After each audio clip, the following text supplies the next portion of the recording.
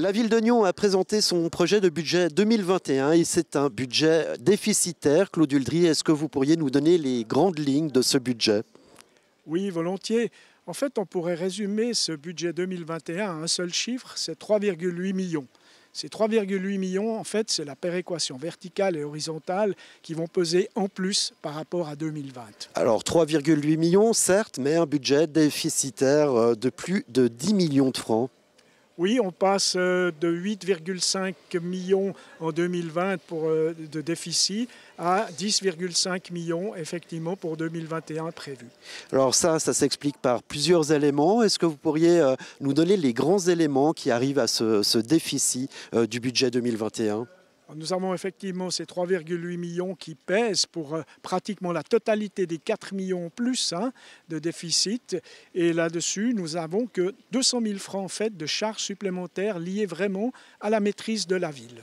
On dit toujours que pour une commune, elle peut finalement tabler sur un budget de 5 à 10%, voire 15% pour entamer des projets, que tout le reste, ce sont des charges fixes et puis les effets de la péréquation. Est-ce que vous confirmez ce chiffre? Est-ce que vous pourriez m'expliquer finalement sur quelle marge de manœuvre peut compter une municipalité telle que celle de la ville de Nyon? Alors effectivement, le mot charge maîtrisable est très difficile à définir, mais vos chiffres sont justes. On peut parler de 15% de charge maîtrisable pour une ville. Il y a tout de même une bonne nouvelle dans tout ça, c'est-à-dire que les subventions qui étaient accordées aux associations, cette année, elles vont de nouveau être distribuées de plein droit.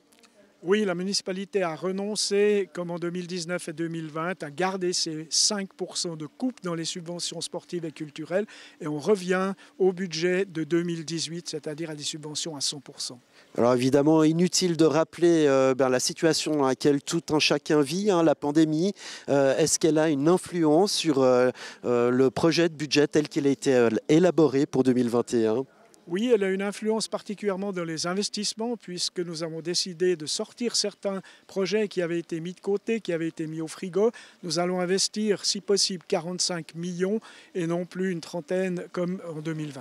Oui, et puis ça concerne des gros investissements, la construction du nouvel hôtel de police, le lancement des études relatives à la construction du complexe multisport de Collevray ou encore la mise en souterrain du parking de Pertan. Mais ce ne sont pas les seuls investissements.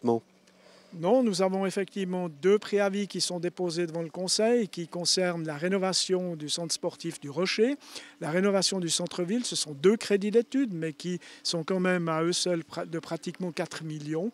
Et nous avons les autres objets que vous avez cités.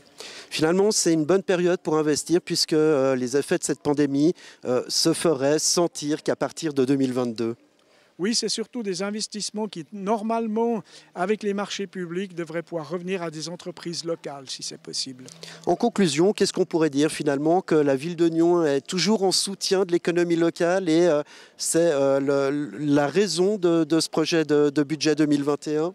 Oui, nous essayons bien entendu d'être en soutien et comme l'a dit notre syndic tout à l'heure, nous avons aussi un plan écologique avec ce soutien qui occasionne pas mal de dépenses intéressantes pour les commerçants.